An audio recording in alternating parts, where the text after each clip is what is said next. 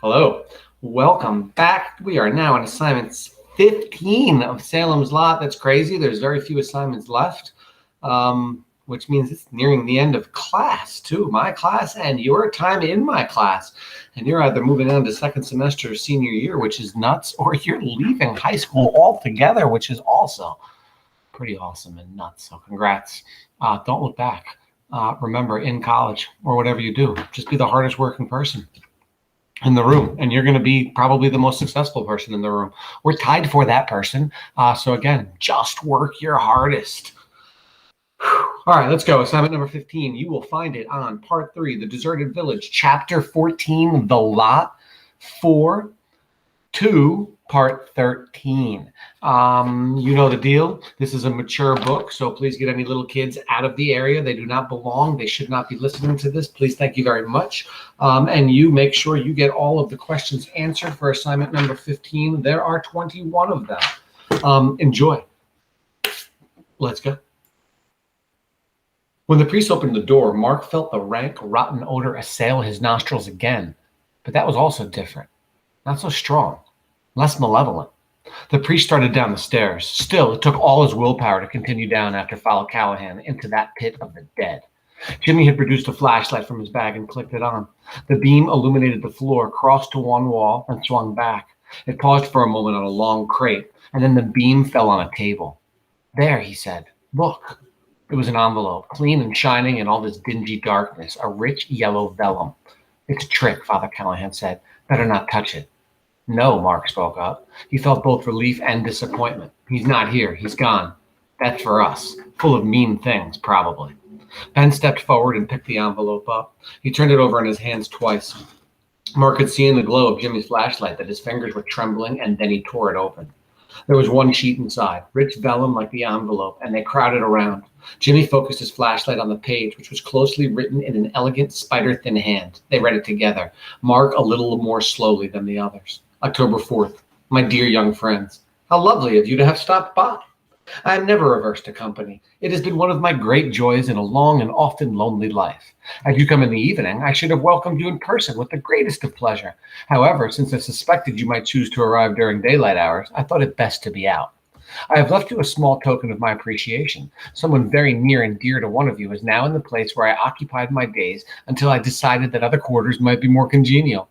She is very lovely, Mr. Mears, very toothsome, if I may be permitted a small bon mot.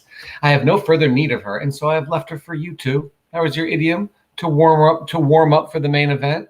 To whet your appetites, if you like? Let us see how well you like the appetizer to the main course you contemplate, shall we?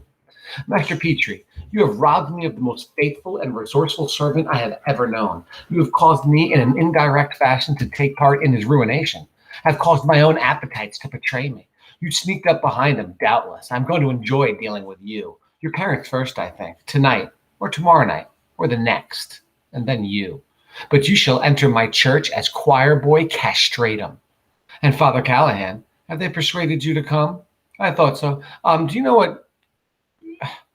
You shall enter my church as choir boy castratum. His church is clearly the church of the vampire. So he's saying, I'm going to make you a vampire. But he says as choir boy castratum. I think he means he's going to castrate the boy. He's going to cut off his private parts. So he's going to spend an eternity without his privates. It's not very friendly. And Father Callahan, have they persuaded you to come? I thought so. I have observed you at some length since I arrived in Jerusalem's lot. Much as a good chess player will study the games of his opposition. Am I correct? The Catholic Church is not the oldest of my opponents, though. I was old when it was young, when its members hid in the catacombs of Rome and painted fishes on their chests so they could tell one from another. I was strong when this simpering club of bread-eaters and wine-drinkers who venerate the sheep savior was weak. My rights were old when the rights of your church were unconceived. Yet I do not underestimate. I am wise in the ways of goodness as well as those of evil. I am not jaded. And I will best you. How, you say? Does not Callahan bear the symbol of white? Does not Callahan move in the day as well as the night? Are there not charms and potions, both Christian and pagan, which my so good friend Matthew Burke has informed me and my compatriots of? Yes, and yes. But I have lived longer than you. I am crafty. I am not the serpent, but the father of the serpents.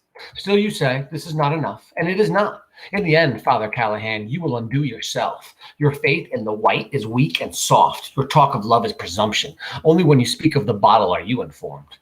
My good friends, Mr. Mears, Mr. Cody, Master Petrie, Father Callahan, enjoy your stay. The medic is excellent, procured for me especially by the late owner of this house, whose personal company I was never able to enjoy. Please be my guests if you still have a taste for wine after you have finished the work at hand. We will meet again in person, and I shall convey my felicitations to each of you at that time in a more personal way. Until then, adieu. Barlow. Trembling, Ben let the letter fall to the table. He looked at the others. Mark stood with his hands clenched into fists, his mouth frozen in the twist of someone who has bitten something rotten. Jimmy, his oddly boyish face drawn and pale. Father Donald Callahan, his eyes alight, his mouth drawn into a trembling bow. And one by one, they looked up at him. Come on, he said. They went around the corner together. 14. Pardon me. Parkins Gillespie was standing on the front step of the brick municipal building, looking through his high-powered Zeus binoculars when Nolly Gardner drove up in the town's police car and got out, hitching up his belt and picking out his seat at the same time. What's up, Park? He asked, walking up the steps. Parkins gave him the glasses wordlessly and flicked one callous thumb at the Marston house. Nolly looked. He saw that old Packard and parked in front of it a new tan Buick. The gain on the binoculars wasn't quite high enough to pick off the plate number. He lowered his glasses. That's Doc Carty's car, ain't it? Yes, I believe it is. Parkins inserted a Pall Mall between his lips and scratched a kitchen match on the brick wall behind him. I've never seen a car up there except that Packard. Yes, that's so, Parkins said meditatively.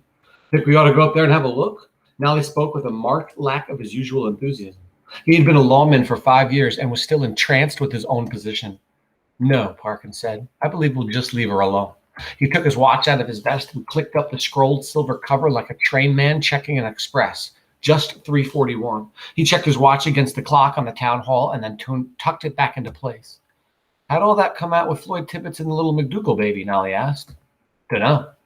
Oh, Nolly said, momentarily nonplussed. Parkins was always taciturn, but this was a new high for him. He looked through the glasses again. No change. Town seems quiet today, Nolly volunteered. Yes, Parkins said. He looked across Joyner Avenue and the park with his faded blue eyes. Both the avenue and the park were deserted. They had been deserted most of the day. There was a remarkable lack of mothers strolling babies or idlers around the war memorial. Funny things been happening, Nolly ventured. Yes, Parkins said, considering. As the last gasp, Nolly fell back on the one bit of conversational bait that Parkins had never failed to rise to, the weather. Clouding up, he said. Be rain by tonight. Parkins studied the sky. There were mackerel scales directly overhead and a building bar of clouds to the southwest. Yes, he said, and threw the stub of his cigarette away. Park, you feeling all right? Parkins Gillespie considered it. Nope, he said. Well, what in the hell's the matter? I believe, Gillespie said, that I'm scared shitless. What? Nolly floundered. Of what? Dunno, Parkins said, and took his binoculars back. He began to scan the Marston house again while Nolly stood speechless beside him. 15. Beyond the table where the letter had been propped, the cellar made an L turn, and they were now in what once had been a wine cellar.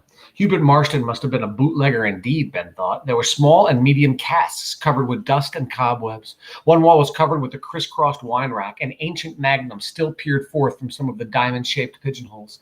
Some of them had exploded, and where sparkling burgundy had once waited for some discerning palate, the spider now made his home. Others had undoubtedly turned to vinegar. That sharp odor drifted in the air, mingled with that of slow corruption. No, Ben said, speaking quietly as a man speaks a fact. I can't. You must, Father Callahan said. I'm not telling you it'll be easy or for the best, only that you must. I can't, Ben cried, and this time the words echoed in the cellar. In the center, on a raised dais and spotlighted by Jimmy's flashlight, Susan Norton lay still. She was covered from shoulders to feet in a drift of simple white linen, and when they reached her, none of them had been able to speak. Wonder had swallowed words. In life, she had been a cheerfully pretty girl who had missed the turn to beauty somewhere, perhaps by inches, though not through any lack in her features, but just possibly because her life had been so common and unremarkable. But now she had achieved beauty. Dark beauty. Death had not put its mark on her. Her face was blushed with color, and her lips, innocent of makeup, were a deep and glowing red. Her forehead was pale but flawless. Excuse me. The skin like cream. Sorry. Her eyes were closed, and the dark lashes lay sootily against her cheeks. One hand was curled at her side, and the other was thrown lightly across her waist. Yet the total impression was not of angelic loveliness, but of cold, disconnected beauty. Something in her face, not stated but hinted at, made Jimmy think of the young Saigon girls, some not yet 13, who would kneel before soldiers in the alleys behind the bars, not for the first time or the hundredth. Yet with those girls, the corruption hadn't been evil, but only a knowledge of the world that had come too soon.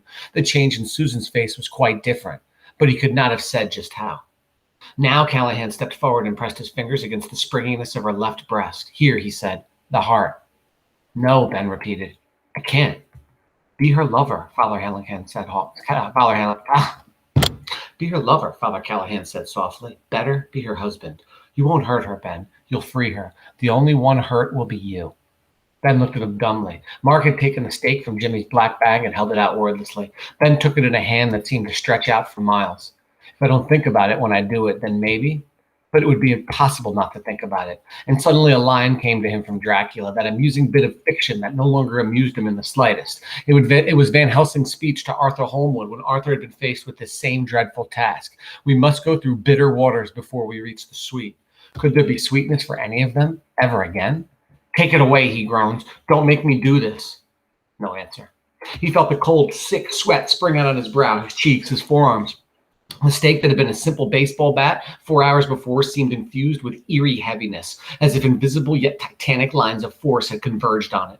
He lifted the stake and pressed it against her left breast, just above the last fastened button of her blouse. The point made a dimple in her flesh, and he felt the side of his mouth begin to twitch in an uncontrollable tick. She's not dead, he said. His voice was hoarse and thick. It was his last line of defense. No, Jimmy said implacably. She's undead, Ben. He had showed them, had wrapped the blood pressure cuff around her arm and pumped it. The reading had been 0000. He had put a stethoscope on her chest, and each of them had listened to the silence inside her. Something was put into Ben's other hand. Years later, he still did not remember which of them had put it there. The hammer. The craftsman hammer with the rubber perforate grip. The head glimmered in the flashlight's glow. Do it quickly, Callahan said. Then go out in the daylight. We'll do the rest. We must go through bitter waters before we reach the sweet. God forbid me, Ben whispered. He raised the hammer and brought it down. The hammer struck the top of the stake squarely, and the gelatinous tremor that vibrated up the length of ash wood would haunt him forever in his dreams. Her eyes flew open, wide and blue, as if from the very force of the blow. Blood gushed upward from the stake's point of entry in a bright and astonishing flood, splashing his hands, his shirt, his cheeks. In an instant, the cellar was filled with its hot, coppery odor. She writhed on the table. Her hands came up and beat madly at the air like birds. Her feet thumped an aimless, rattling tattoo on the wood of the platform. Her mouth yawned open, revealing shocking, wolf-like fangs, and she began to peal forth shriek after shriek like hell's clarion. Blood gushed from the corners of her mouth in freshets. The hammer rose and fell. Again.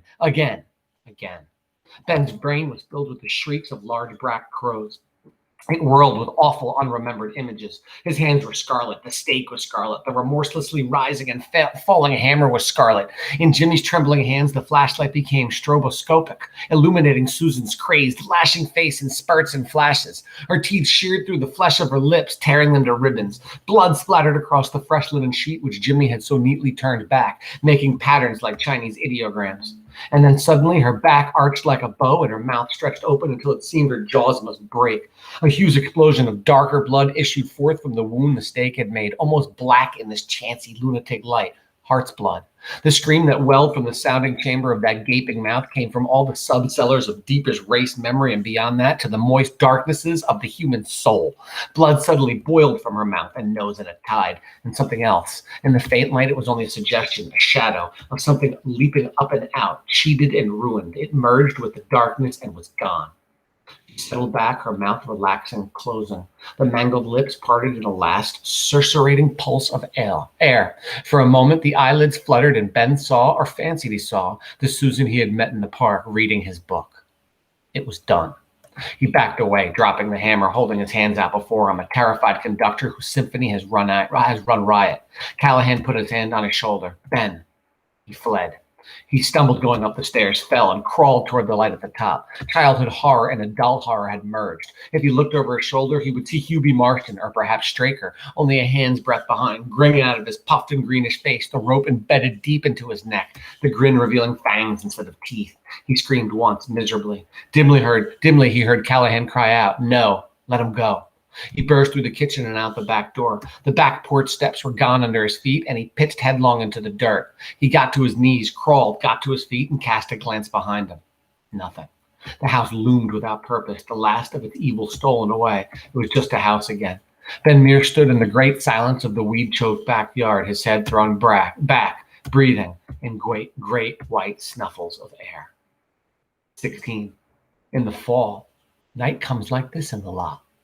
The sun loses its thin grip on the air first, turning it cold, making it remember that winter's coming and winter will be long. Thin clouds form and the shadows lengthen out. They have no breath as summer shadows have. There are no leaves on the trees or fat clouds in the sky to make them thick. They are gaunt, mean shadows that bite the ground like teeth. As the sun nears the horizon, its benevolent yellow begins to deepen, to become infected until it glares an angry, inflamed orange. It throws a variegated glow over the horizon, a cloud-congested call that is alternately red, orange, vermilion, purple. Sometimes the clouds break apart in great slow rafts, letting through beams of innocent yellow sunlight that are bitterly nostalgic for the summer that has gone by. This is 6 o'clock, the supper hour. In the lot, dinner is eaten at noon, and the lunch buckets that men grab from counters before going out the door are known as dinner pails. Mabel Wirtz, the unhealthy fat of old age hanging doughy on her bones, is sitting down to a broiled breast of chicken and a cup of Lipton tea, the phone by her elbow. In Eva's, the men are getting together whatever they have to get together. TV dinners, canned corned beef, canned beans, which are woefully unlike the beans their mothers used to bake all Saturday morning and afternoon years ago. Spaghetti dinners or reheated hamburgers picked up at the Falmouth McDonald's on the way home from work.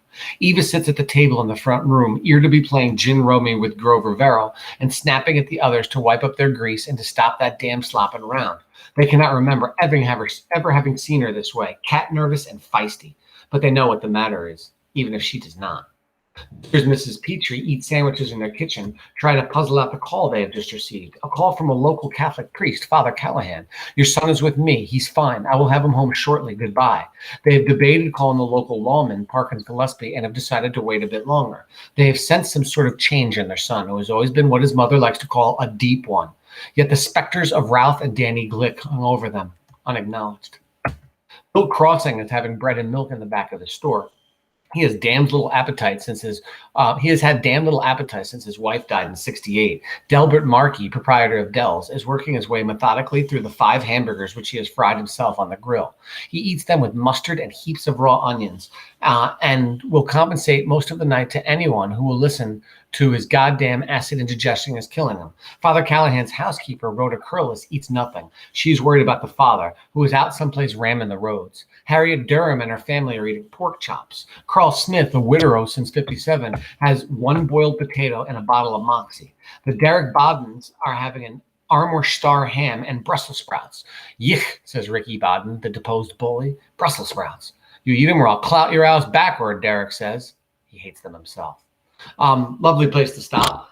You guys are going to pick it up. You're going to start where it says Reggie and Bonnie Sawyer are having a rib roast of beef.